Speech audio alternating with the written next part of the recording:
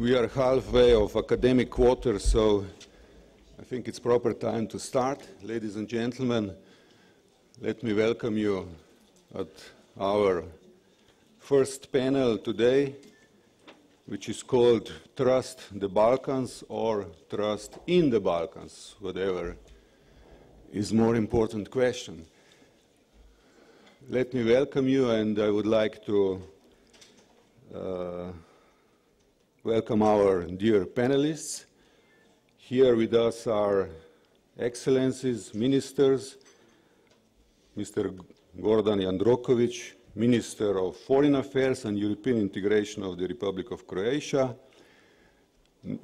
Next to him is Mr. Sven Alkalaj, Minister of Foreign Affairs of Bosnia and Herzegovina. Next gentleman is Dr. Besim Becaj, Minister for European Integration of the Republic of Kosovo. And the fourth gentleman is my dear friend, Mr. Daniel Server, Vice President of Centers of Innovation, United States Institute of Peace, from United States, of course. This gentleman will allow us to have lively discussions, so I would like in the very beginning to invite you to participate actively, to put questions, comments, to quarrel, and to disagree. If you agree very much, also please express that feeling. The rules of the game are very simple.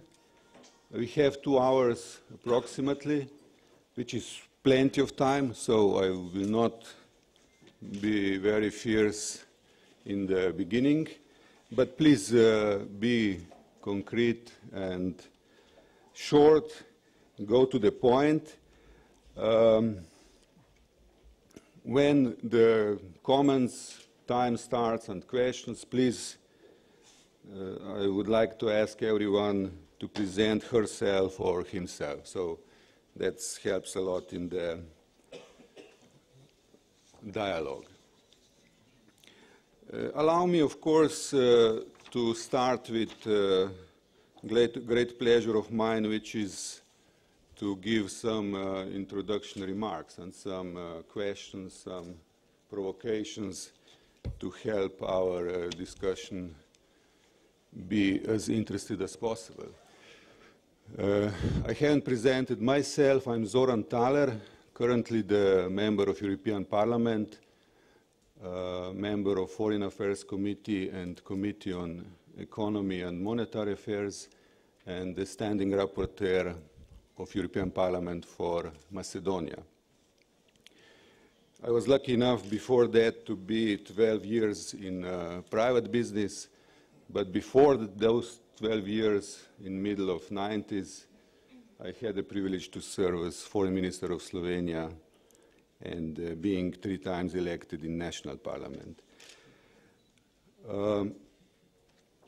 Ladies and gentlemen, the Balkan region is producing much more history in a very short time that can be swallowed by the region itself, by the EU and the international community. The Balkans have historically been the boiling part of Europe. So allow me first to put a bit paradoxical and ironic question to our panelists and to all of us. What can we do together, and each of us, to de-Balkanize the Balkans? We need to make the Balkan region boring, finally. This is not my invention. That was the statement of previous commissioner for the Balkans, Olli Rehn. He was, of course, Commissioner for Enlargement, but de facto became our good friend, dealing mainly with the Balkans.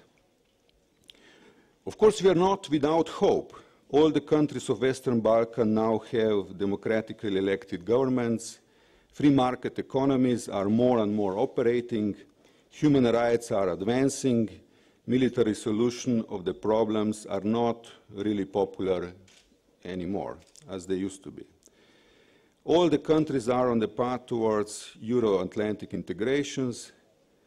However, the instability, economic downturn, political turmoil, and are threatening to become reality again. How can we prevent that? Let me put some guiding questions. Can Slovenia and Croatia's positive message, namely the arbitrage agreement on the border issue, be transferred to the entire Western Balkan region, eventually as a pattern mechanism for solution of unsolved bilateral issues? What can be done to prevent parts of the region from becoming frozen conflicts? How can good neighborly relations be built as a basis for peace and stability? Serbia and Kosovo. Is it possible to hold dialogue without recognizing each other? Next one, how would it be possible to build trust among ethnicities in Bosnia and Herzegovina?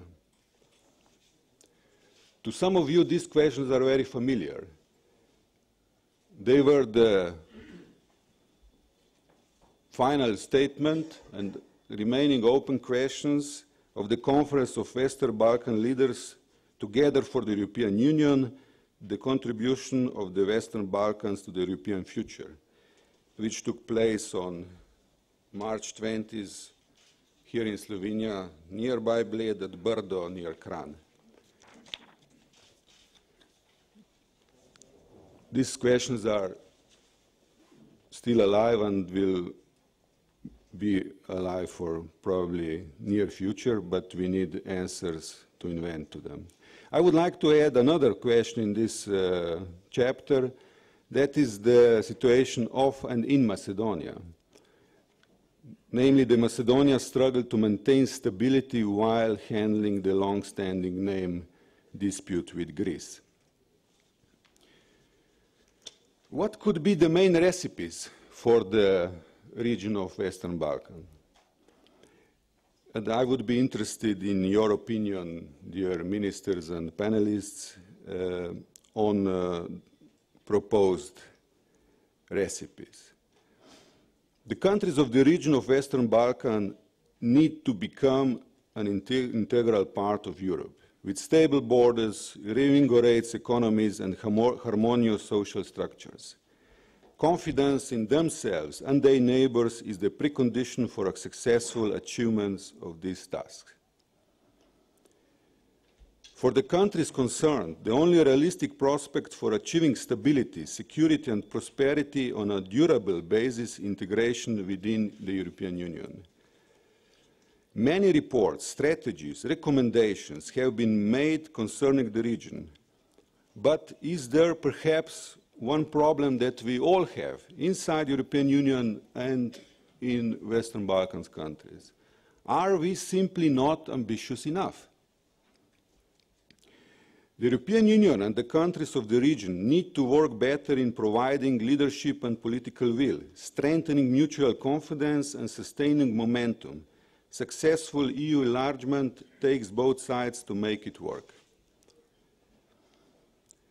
The region will have to focus on a positive agenda with result-oriented politics that would include non-conflict neighborhood politics, economic cooperation and interdependence, cultural harmony, mutual respect, tolerance and reconciliation. Regional cooperation is of major importance among the countries of the region. Promoting cooperation in infrastructure projects, business among countries and establishing a healthy competitiveness is perhaps a right path. Why not to achieve a free sky of the Balkans and free travel situation as soon as possible? Let me conclude this introduction with the note that the recent visa liberalization brought some fresh air and shows the interest and engagement of the EU towards the Western Balkan countries. Whoever from Slovenia in European Union structure could help in that, he did that. With us is also our dear colleague, my dear colleague Tanja Fajon, Member of Parliament from in my group, in our group, and as you know, many of you, she is and she was the rapporteur on visa liberalization, and she's continuing her efforts in the case of Bosnia and Herzegovina, Albania, and also Kosovo, which is lagging behind but needs to start the process. What we need now is really the mature leadership in Bosnia and Herzegovina and Albania, and of course continuing strong civil support that will be able to overcome internal issues in both countries. The question which I'm hearing many times implicitly in Brussels and Strasbourg, and this is my final provocative question now, and that question is many times untold, but we feel it, is it eventually EU membership challenge, the homework which needs to be done, too difficult for elected leaders, political classes in the Balkans? Is it that too difficult for them? So with this, I would like to stop at this point and to invite our first panelist, our first speaker, Minister of Croatia, our dear friend Gordan Jandrokovic, to take the floor. Gordan is Minister of Foreign Affairs and European Integration of the Republic of Croatia. That is important. He is at this position since 2008.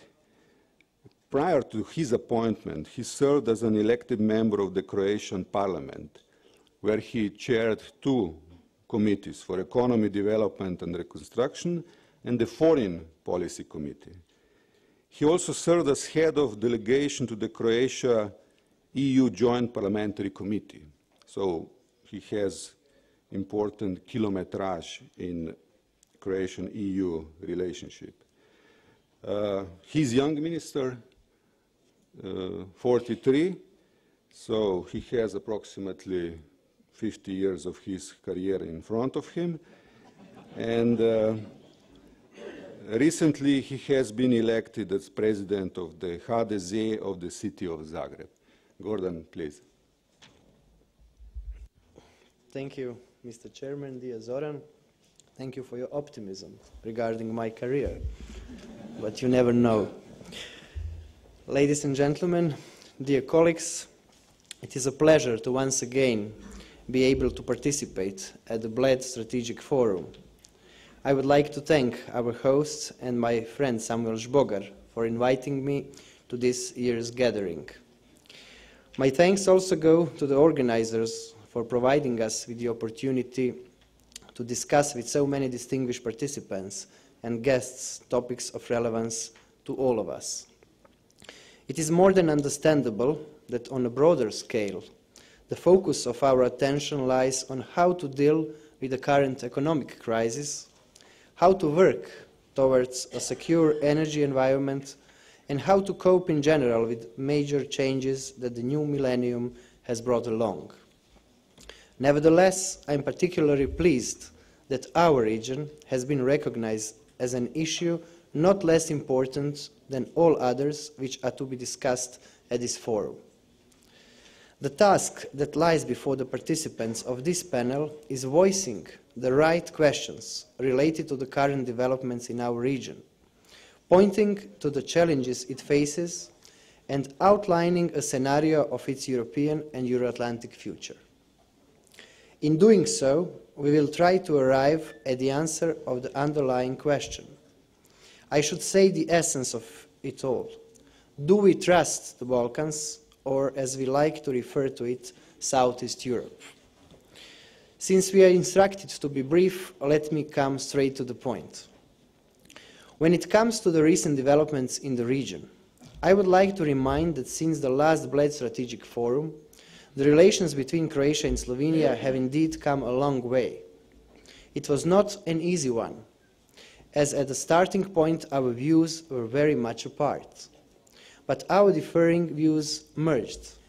It was through dialogue and the support of our European partners that we reached a compromise acceptable to both sides. This approach, unfortunately uncommon in this region, represents a decisive step forward and as such bears historic significance for at least two reasons. First, because we found a solution. So far, open issues in the region were hardly dealt with. They were rather ignored or led to confrontation. But we have shown that another way is possible. And second, because our compromise sends an important signal to the countries of the region that in solving open issues, one should rely on dialogue, mutual trust, and the respect of international law.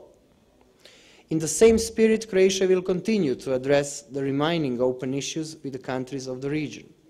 The best example for this is our understanding with Montenegro to refer our border issue to International Court of Justice.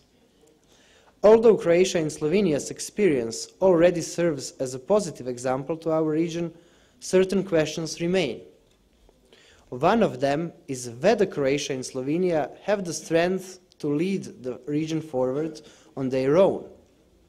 And the other is whether all the countries of the region are receptive to our common endeavors. It is beyond doubt that Croatia and Slovenia will continue with their constructive approach to the region.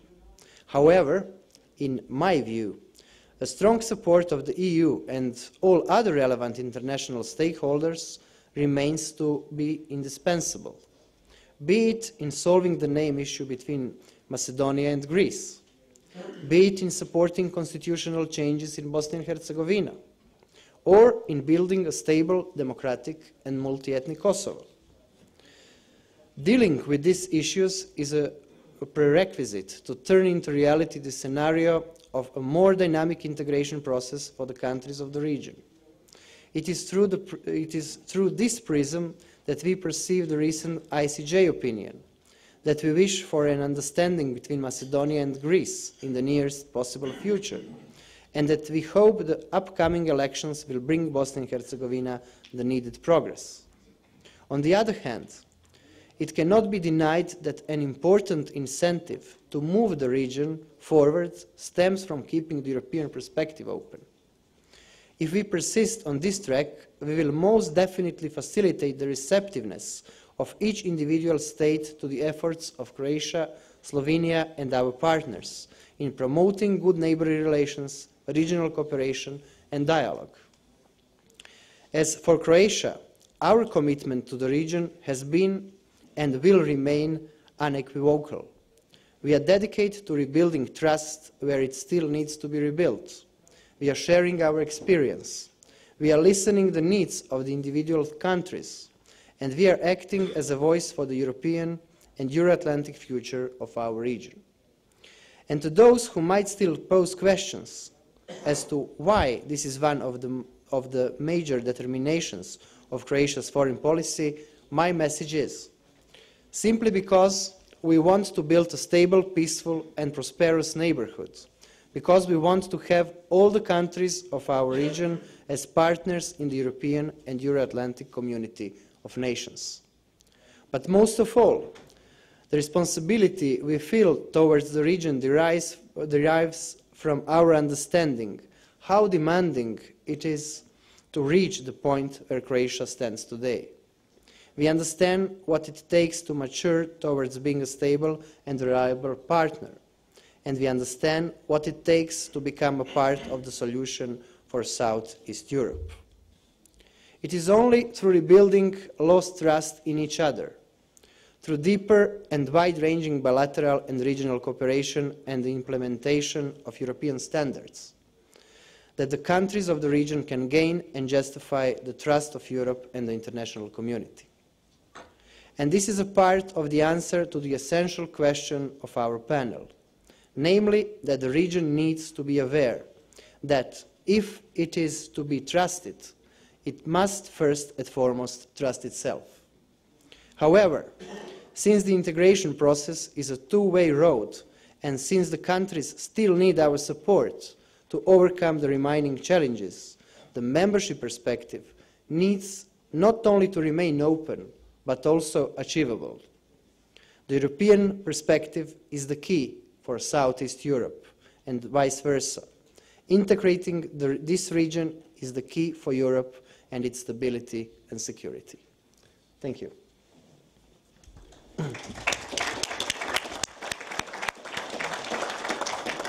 Thank you, Gordon, very much for your optimism and for dedication that Croatia will continue. It's really nice and great support for the others in the region on their path to European Union. We Slovenes are looking forward, and many others in European Parliament and other European institutions, that you join EU as soon as possible. I'm absolutely sure that after that the level of knowledge and capacity to help to solve problems in the region will grow a lot. So looking forward that you will be the one there signing and co-signing very soon the agreement. Next, our speaker is our dear friend, His Excellency Minister of Foreign Affairs of Bosnia and Herzegovina, Mr. Sven Alkalaj. He's Minister of Foreign Affairs of Bosnia and Herzegovina since February 2007. And before that, he had an extensive career being ambassador in Kingdom of Belgium and to NATO, being ambassador to the Organization of American States, and being ambassador for 6 years between 1994 and 2000 of Bosnia and Herzegovina to the United States of America. Otherwise, I believe he came from the business, because I see in his CV that he was also managing director of Energo Invest in Thailand. Energo Invest, many of us remember as a very big, strong company in the time of former Yugoslavia. Please, Sven. Zoran, thank you very much. It's very good to be here. I've been here, this is my third forum, and I'm always pleased when I have time to come here. I would like to also express my gratitude for the excellent organization of this forum, which is really taking up a route as important event in the region and becomes a forum where we discuss global issues, European issues, but also what is in the mere interest of our people in the region, is the regional issues as in the panels as this one, which is important and crucial for our major foreign policy goals, accession to Euro-Atlantic structures. I believe at the same time this is one of the possible answers what we are going to do with the region, how to solve all and open questions, overcome the differences. I believe that our continued path in accession to Euro-Atlantic structure is way forward, is an answer to a certain extent how to overcome our immediate past and move towards the path of reconciliation, truth among the population in Bosnia and Herzegovina.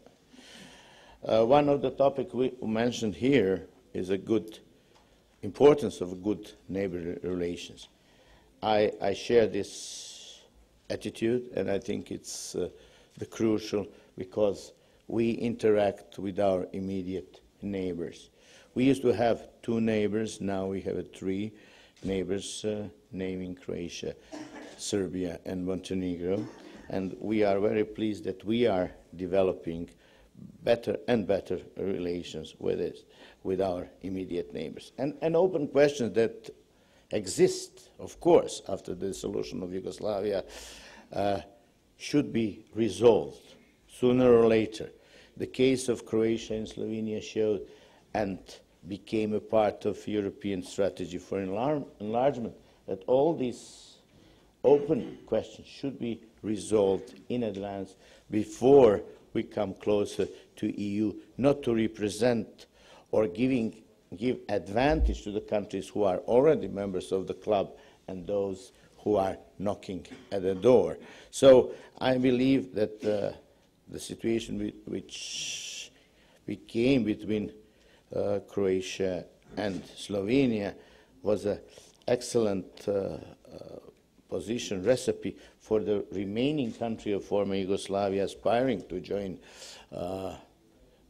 EU and NATO to move and take up more proactive approach in solving this open question. I congratulate the leaders of Croatia and Slovenia looking the ways and overcoming differences, Gordon said, which were, the gap was wide, but with an excellent political will, they managed to overcome this gap and to find common ground in order to move forward the agenda which was there. We in Bosnia-Herzegovina are looking at these positive examples.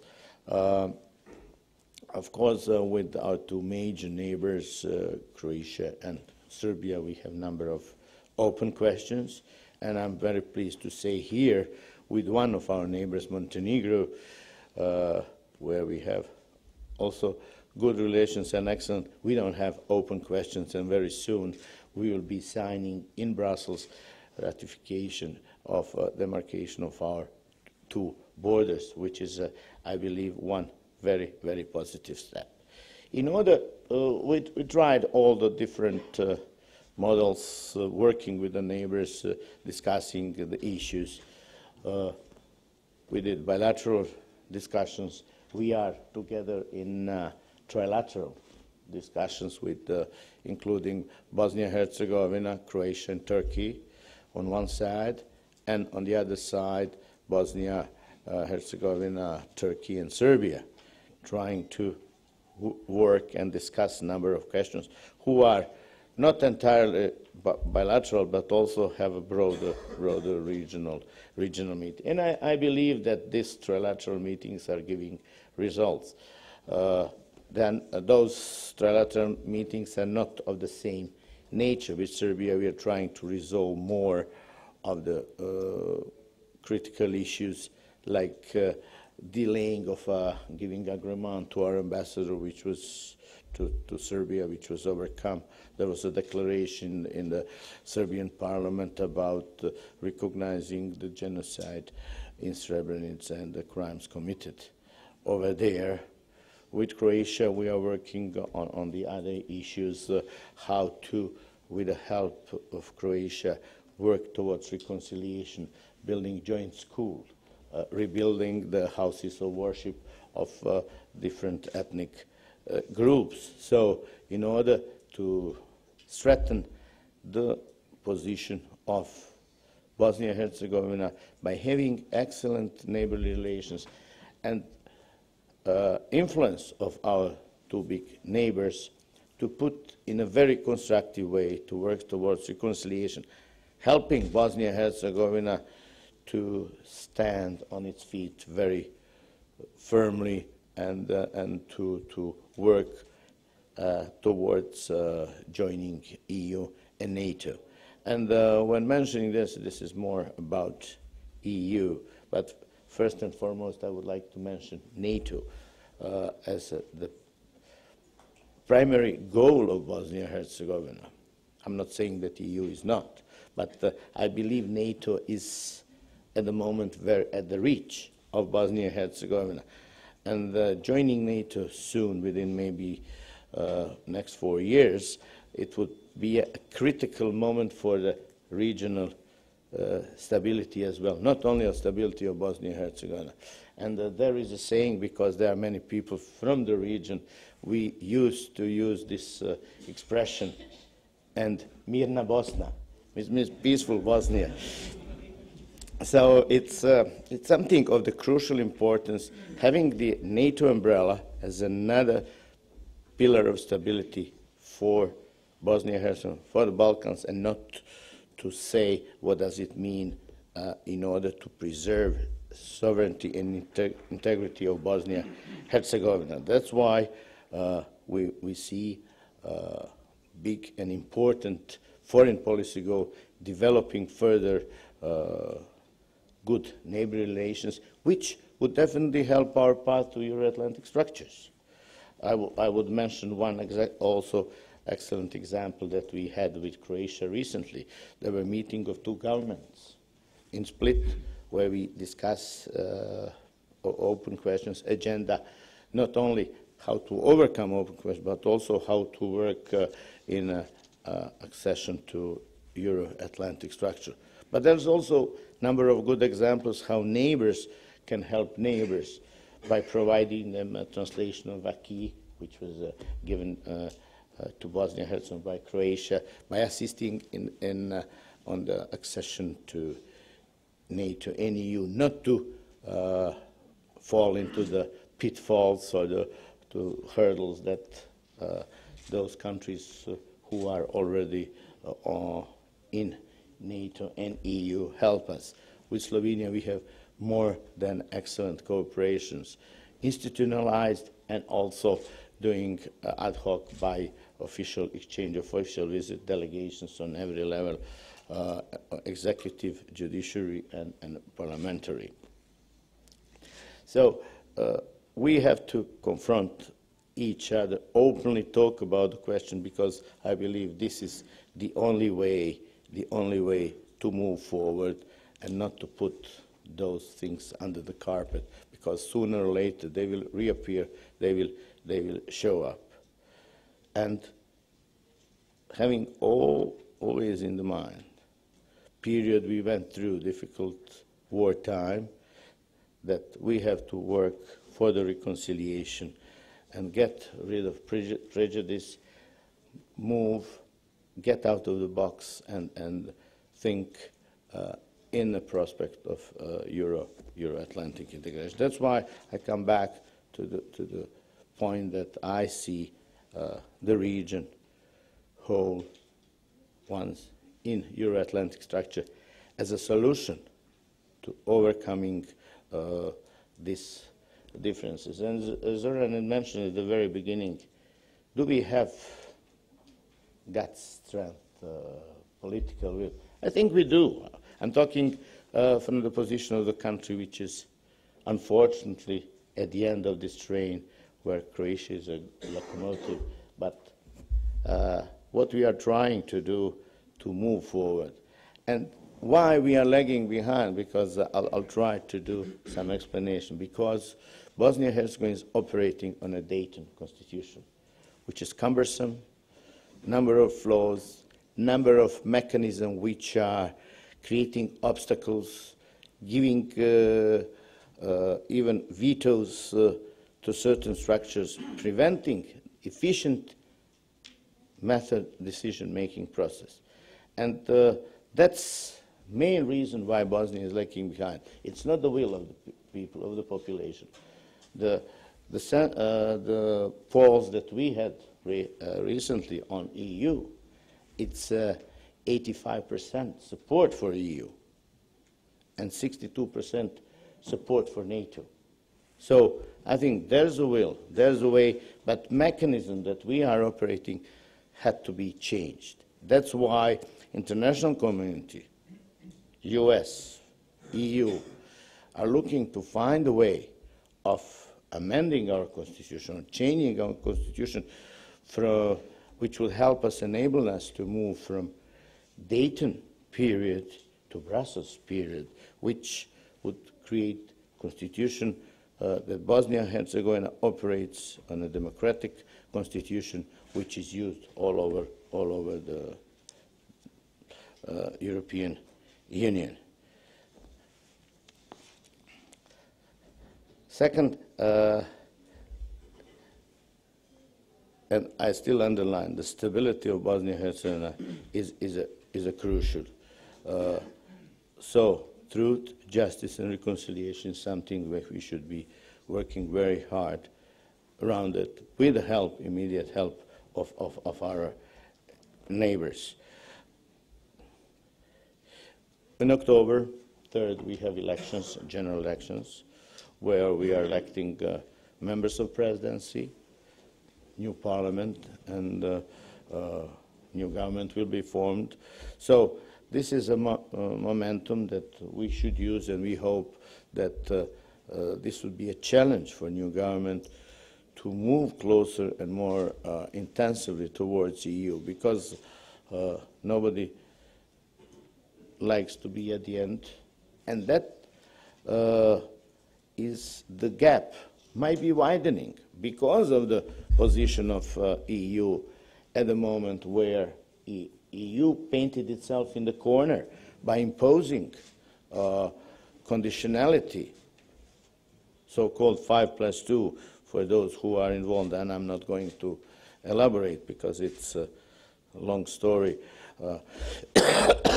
One of the major conditions solving a state property. Within the constitution as we have now, it's practically a task which can be solved in maybe 4 or 5 years, not earlier. And Bosnia has not being allowed to present its candidacy application for joining EU. So that means that Bosnia-Herzegovina will stay in the place, and other countries which do not have this kind of limitation, institutional and otherwise, would move forward. That itself creates more instability in the region. So this is important to give some incentive to the citizens of Bosnia-Herzegovina. I see one of the very important citizens this visa liberalization, and I would like to thank very much the Slovenian government, first and foremost to the Tanja Fajon. I have to mention her name because she's a champion for Bosnia-Herzegovina and also for Albania, and as you said, Kosovo. But she's doing a wonderful job. I mean, she committed herself, and I say openly, we will not let her down. We fulfilled all our conditions, and definitely, you know, we owe this.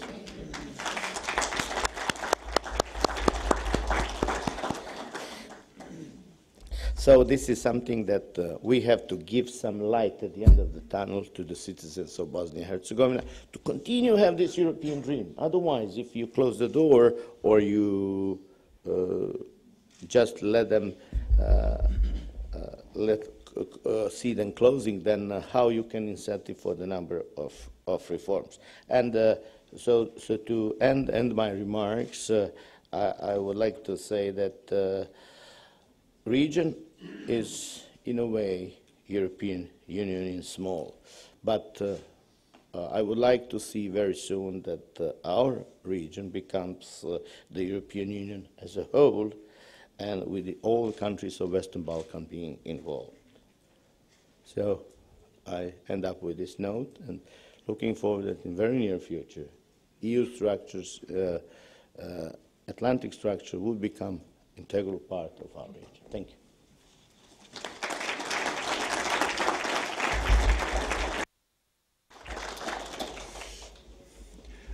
Sven, thank you very much. Thank you, Minister Alkalai. You touched several important points, and I'm sure that some of them will be elaborated later on in the discussion. Your relations with the neighbors, role of Turkey, elections in October, Dayton reform needed, visas, and so on. But my suggestion is that you make a copyright as soon as possible of this wonderful slogan for NATO campaign, Bosnia in NATO and Mirna Bosna. Let me go on with our next guest, who is Besim Becaj, Minister of European Integration of Republic of Kosovo. He took this post in the beginning of this year, 2010. Before, as I see, he served as the president of Kosovo Chamber of Commerce. So in the discussion, because I personally believe that economic development of Kosovo is one of the key issues, we can touch him also on these matters. Welcome, Mr. Minister, and we are very curious to listen to you. Thank you. Thank you, Chairman.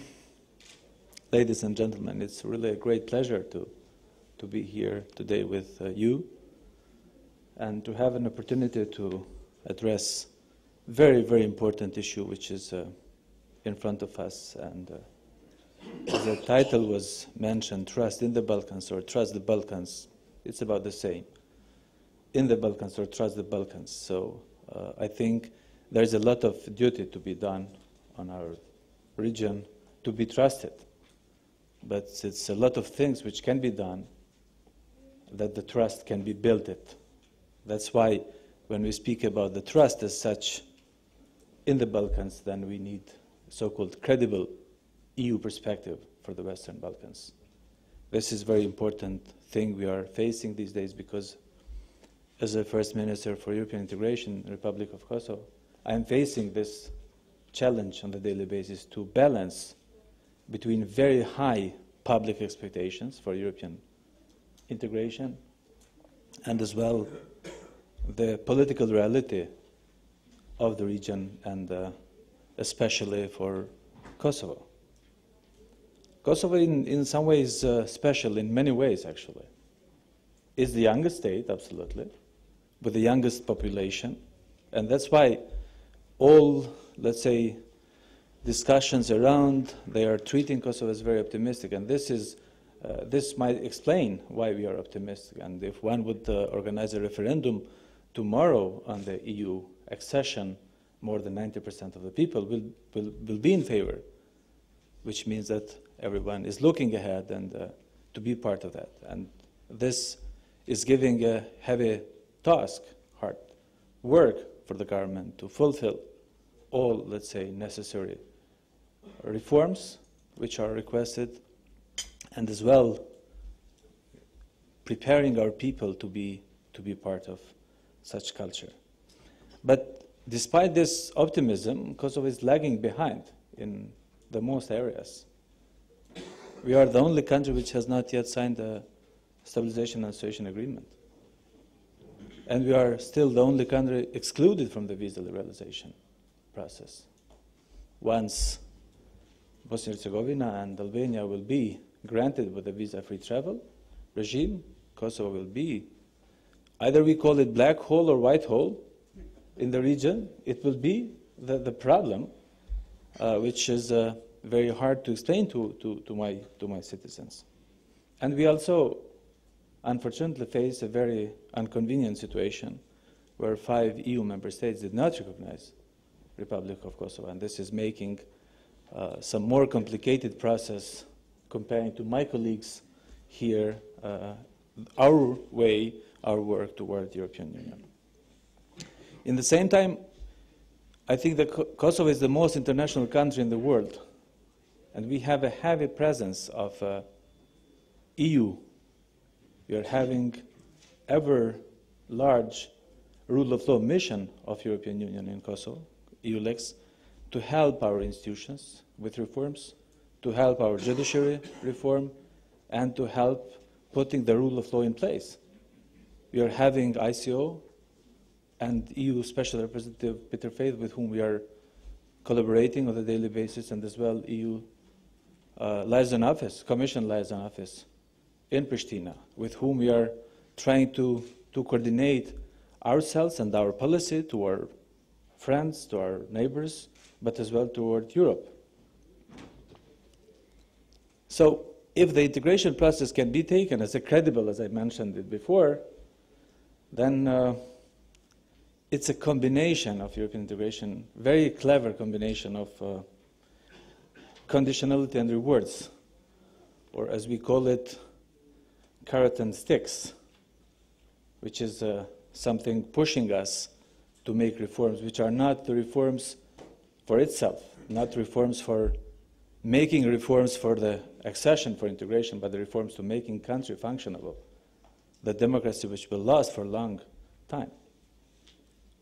But having in mind all these, let's say, problems we are facing at this point, sometimes I'm fearing that this important opportunity to inspire reforms and transform our society can be missed, and our economy.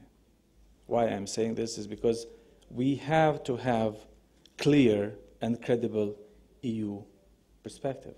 We are told since Thessaloniki summit that EU perspective is for the Western Balkans and so on and so on. But as a Minister of European integration, I have to make touchable, realistic, that my people feel that they are very, very clear on the way toward European Union.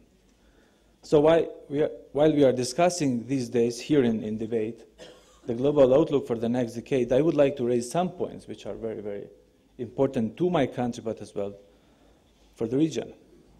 We were hearing here from my colleagues the neighboring relations, which are a very important case of Slovenia and Croatia. The same things can be mentioned as well in the neighboring relations between Kosovo and Macedonia. We have closed the chapter of demarcation of the borders, which is very, very important. We are about to open, actually, discussions with Montenegro about that. We have no open issues with Albania. But we have still some problems in the region. And this is about the trust. This is about looking ahead, looking in the future. So if one would ask me where I would like to see Kosovo in 10 years, maybe I would say, well, I would like to see where Slovenia is today. European member, UN, NATO member, transformed economy, very good public administration reform, or if not, that optimism to see where the Croatia is today. It's about next door to European Union. And I would like to see our students participating in Erasmus programs in Madrid or in Slovenia or whatever. I would like to see students from Belgrade to enroll at the University of Pristina, which will speak about itself, about the reconciliation. And it might look optimistic, but let me just tell you, as a university teacher, I hosted many students over the summer camp from Belgrade in Pristina Summer University, where we were having discussions, they were having chance to chat with their colleagues and discuss the same thing as a young. They doesn't matter, they don't care that much about everything on the politics. And sometimes I'm feeling that people in politics are making things much more complicated than those who are living in reality in the region.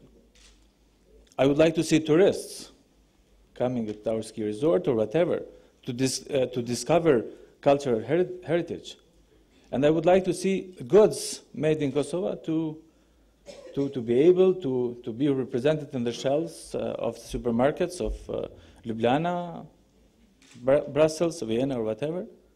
And our trucks queuing in the western borders or in the region borders. Why I'm mentioning this? Because this is not the reality yet in place, and this tells what challenges we are facing. And we understand that this is a long-term process. It requires a hard work, first for my government and for my institutions, but as well needs a decisive and supportive European Union in the whole process. Not just giving a very general, let's say, perspective in that. So in order to make this in short term happening in long run, I think first Pristina needs to a strong signal, despite the lack of common European position on Kosovo. Kosovo's European perspective is real. And the best and the most concrete way is to discuss about the visa liberalization at this stage. We know that this process is based on own merits. And we are not asking really shortcuts or favors. What we are doing is to be treated as all other countries in the region. Fair, strict, with the real terms of doing things. We are working that. We were asked to put in place a law on readmission and strategy for integration, operational plans, making the reform of civil registry, preparation for the documents, security documents, border management, and so on and so on. And I can tell you that recently we have sent a letter to Brussels that the preconditions for opening a dialogue has been met. And now it's turned in European Union with Commissioner Malmström and Commissioner Füle to extend this to ourselves. Let me mention the second issue, which we do think that it's very important. In light of positive ICJ decision in July, opinion, the Kosovo's statehood and legality for declaration of independence was confirmed very, very firmly. So we should see some positive moves in Bucharest, Madrid, Athens, Bratislava, and Nicosia. I know it's because this is making our life quite complicated. And let me use the opportunity at this point to invite my colleagues from these countries to visit Kosovo and to see that we are really committed to make reforms. We are really committed to fulfill all preconditions. We need help. It's obvious in this way. And this, if I speak about European Parliament and our friends there, including Tanja Fajon and including Mrs. Lunacek, who is reporting for us, and the last resolution which has been adopted, it has been clearly called for recognition and taking a reality on the ground. And my third and, let's say, last point concerns the issue of regional cooperation. I served at the first government of Republic of Kosovo as a coordinator for Stability Pact. I was chief negotiator for free trade agreements. I negotiated energy treaty on behalf of my country. And we opened a lot of doors at that point. The idea was a Stability Pact is a, let's say, complementary process. It was a complementary process with the European accession process. We are going to be committed to the regional cooperation and show the readiness of not Balkanizing Europe, as it was mentioned here, but de-Balkanizing Europe. What does it mean, de-Balkanizing Europe? We are having problems in trading in the region, especially with Serbia and Bosnia-Herzegovina, and we did not take any action for 2 years, unilateral action, as it has been taken to block those products. And there's huge trade deficit, huge. We are importing from Serbia between 350 and 400 billion euros formally and informally a year. And we are not allowed to export 10 million euros in Serbia. Serbia is not letting any transiting of the goods toward Kosovo. Serbia is not letting any European official who is landing in Pristina and want to travel by car to Serbia. It has to go through Macedonia because this is not the possibility. So why we did not take any unilateral action in this? We wanted to show that we are a reliable partner, that we coordinate, as we have coordinated process of declaration of independence and all other process with our friends, with those who have invested money from their taxpayers. We don't like to be not reliable partner. When we finish something, then we are okay. So we are on our way. So it's about the time to normalize relations between Pristina and Belgrade. And I can speak on behalf of Kosovo government, and I would like to reassure you that Pristina is ready to engage in constructive cooperation with our neighbor to solve practical problems. That concerns our citizens, both in Kosovo and in Serbia as well, which is the most important issue. And we have a lot of practical solutions to be discussed, as we are discussing with Macedonia, we are discussing with Albania, as we are discussing with Montenegro, such as missing persons, energy, transport, judicial cooperation, recognition of documents, and degrees. As soon as we do it, it's better for all of us. So in this, let me tell you that an important role and as it has been played up to now from European Union and our international friends all around, has to be still continued to foster and to make, let's say, our expectations real, but to check against our duties what we are supposed to do. Our common future, at least we want to say, and at least there is a commitment, political and let's say citizenship commitment to European Union. So our common future lies in Europe. And what we need is now, and this is what Kosovo government is working, is we need to be able to trust that our European perspective is real. We need to trust each other in the region. And as well, we need to be trusted that European and our tendency, our commitment for reforms and as well preparation for European is serious.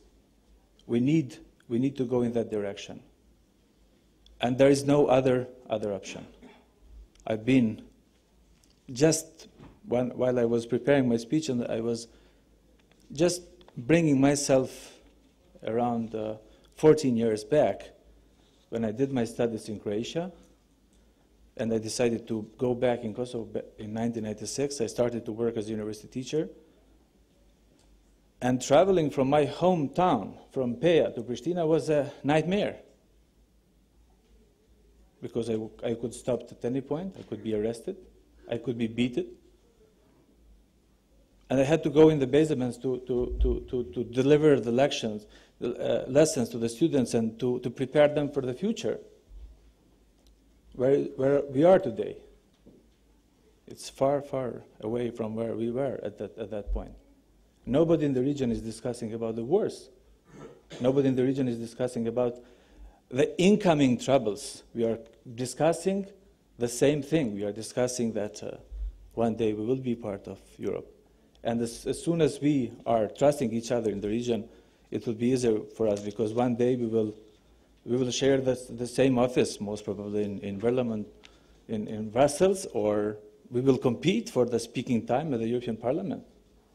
So we will enter there where everybody is, and looking forward to make European Union as such a very strong economic power, which is today, but it's going to enhance its power as well in terms of, let's say, third globalization, which is happening these days. And when I was reading some books about the globalization, and the last book about the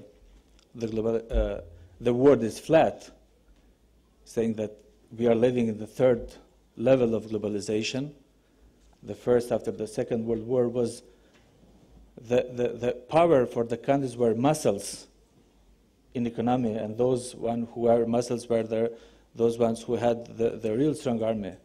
During the 90s, we were having companies as strength of the power. These days, we have the role of person, the role of individual. We are living, and there is a session about the internet, about very, very information society we are living with. That's why Kosovo has to offer a lot to European Union, because we are the youngest population. More than 60% of our population are younger than 25. So it's very, very important that that strength we are having, we would like to share with our neighbors and with European Union as well. Thank you.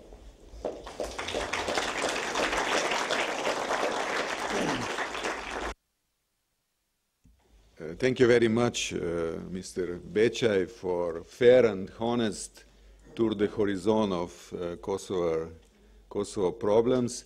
There are many, and here are many people dealing on daily basis with Kosovo in this way or another. I'm pretty sure that your speech will be a good introduction for later comments and questions. Last but not least, we are coming to our dear guest, friend, Mr. Daniel Server. We were listening now the top executives from the countries in the region. And now we have the chance to listen to the man who has really long experience with the region. and who is very qualified to comment what was said here and what is going on in the region. Mr. Server is coming from United States Institute of Peace. He's Vice President of Centers of Innovation at that institute. He leads the Institute Center of Innovation in rule of law, religion, and peacemaking, sustainable economies, media and conflict, science, technology, and peace building, and diaspora contributions to peace and conflicts. I think it's a very interesting explanation of the field of his work. In the region is, among other duties and so on, very well known because he served from 1994 to 96 as U.S. Special Envoy and Coordinator for the Bosnian Federation. And at that time it was necessary to mediate between Croats and Muslims or Bosniaks there. He also negotiated the first agreement reached at the Dayton peace talks. And between 1990 and 1993, he was charged the affair of the U.S. Embassy in Rome. This was just at the end of Cold War and in the time of First Gulf War, so he was leading one of the major posts of United States in Europe. Daniel, we are looking forward to your contribution, please. Thank you, Zoran. I feel like the answer to a multiple choice question on an IQ test, which guy doesn't belong on the panel? And that gives me the occasion to say that not only have I not been a minister, I'm not a minister today, I don't represent the U.S. government, and my remarks should in no way be interpreted as remarks from the U.S. government. They are, however, remarks that I have made to the U.S. government, so they may have some significance in that respect, but there'll be many of us making remarks to the U.S. government. It would be difficult, I would say impossible, for me to express any better than Sven and Bessem have the aspirations of their countries for European Union membership and the importance to those countries of European Union membership, of keeping that perspective open. They've done that very well. I thought it was beautiful when you said you'd like to be where Slovenia is now, and if not, where Croatia is now. That sums it up beautifully.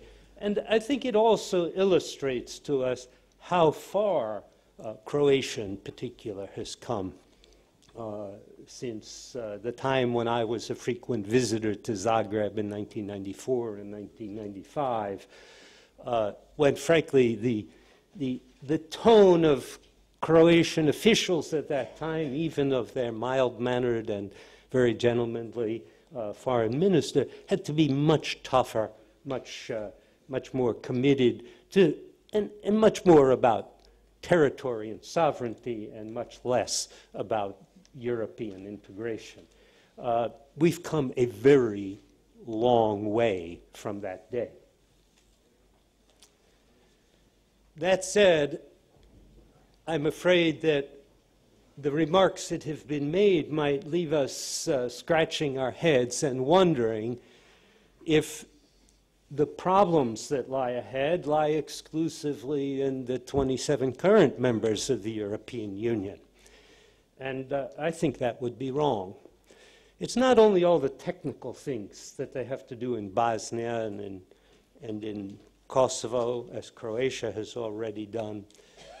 There are bigger issues in the Balkans that affect the current situation, and I want to use most of my time to point to them and to focus on the piece of the puzzle that's missing from this panel, which is Serbia. I prepared these remarks when I thought there would be a representative of Serbia on the panel. I prepared these remarks before Vestavella went to Belgrade. Any resemblance of my remarks to what Westerwelle said, I think, is entirely due to a commonality of analytical perspective, not of any mutual influence. I am not one who views Serbia as the pivotal state in the Balkans, as Kandi Rice used to regard it. But regional stability cannot be achieved without Serbia as a democratic state whose ambitions are focused on Europe. That is clearly not the case today. Serbia is still trying to achieve two ambitions, not only a European one, but also a territorial one, especially in Kosovo. I would say also in Bosnia, but that's a debatable proposition that has a lot of nuance in it, and so I will make that claim. But in Kosovo, it's quite clearly a territorial ambition, totally out of tune with the theme of this conference, which is to look forward to the big challenges of the next century, and here I am talking about a challenge left over, not even from the 20th century, but from the 19th century. There is nothing more important to regional stability in the next decade than for Serbia to abandon its territorial ambitions and to focus exclusively on its European vocation. And there's no better time than the present for this shift in policy to take place. Serbia's juridical present is defined in three recent events: the ICJ advisory opinion on Kosovo, the British court decision on Eyüp Ganic, and the wartime diaries discovered in Ratko Mladic's apartment. What has Belgrade's reaction been to these three important developments? In a word, denial. Official Belgrade sees no significance in the ICJ decision that Kosovo's declaration of independence was not illegal, even though that destroyed the main premise of Belgrade's position on Kosovo. That was the basis of Belgrade's position. Official Belgrade sees no significance in a British judge criticizing the case brought against Ganic as a political abuse of the court's proceedings. And official Belgrade seems to see no significance in the discovery of diaries that apparently, we'll see when they're fully published, confirm Belgrade's deep involvement in the Bosnian War, which Serbia had denied in a previous ICJ case, but which is heavily documented, I can assure you, in what the United States knew about the war at the time. The diplomats will not want me to say it, but the time has come to stop ignoring the fact that official Belgrade is today out of touch with reality.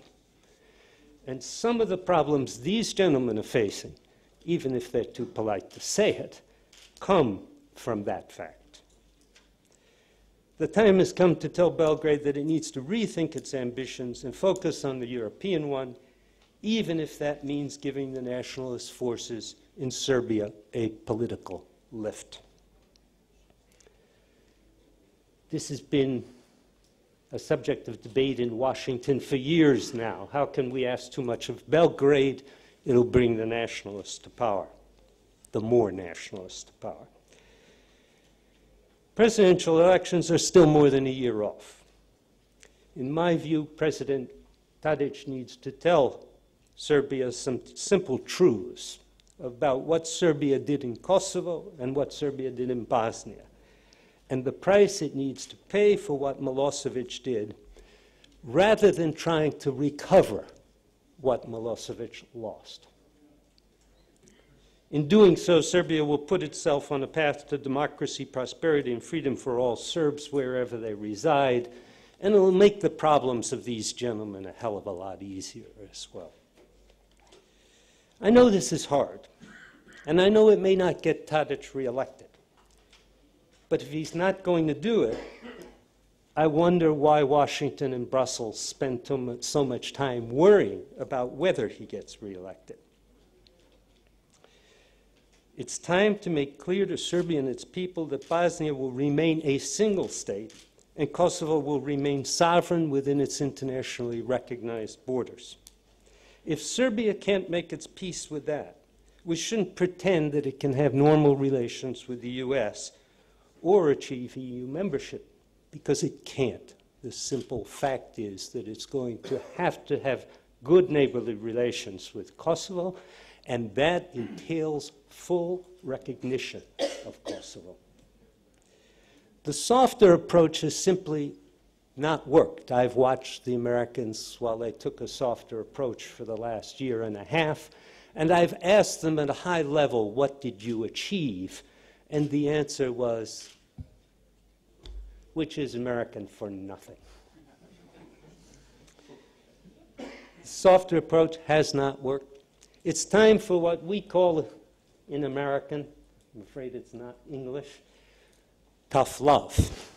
Tough love is what you do with a teenager who's misbehaving, and you have to really lay down the law and have some consequences for misbehavior. I've taken as far from the what shall I say, the almost dulcet tones of my colleagues, and they are wise to use them, frankly.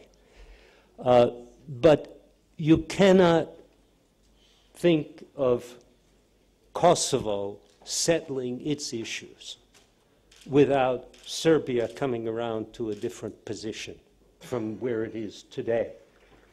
You can't think of how Bosnia can really get out of the trap that I admit, happily, the United States put Bosnia in at the end of the war in order to end that war. We put them in the trap called the Dayton Constitution. And there's no question but that it is going to have to be amended in order to achieve EU membership. My institute has tried to develop such amendments, a big comprehensive package. Jim Steinberg and Carl Bildt tried more recently.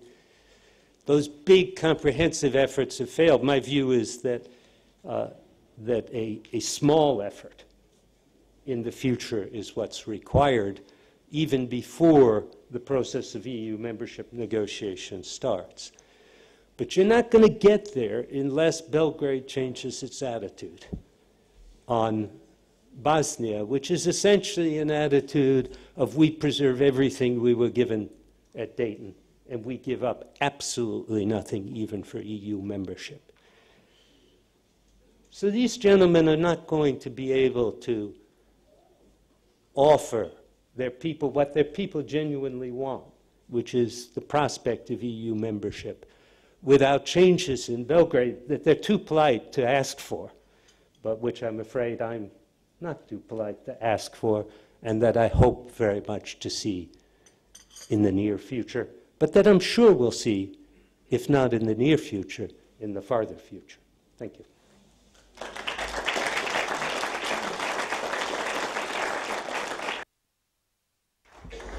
Thank you, Mr. Server, very much for being frank and provocative enough to help us with the discussion.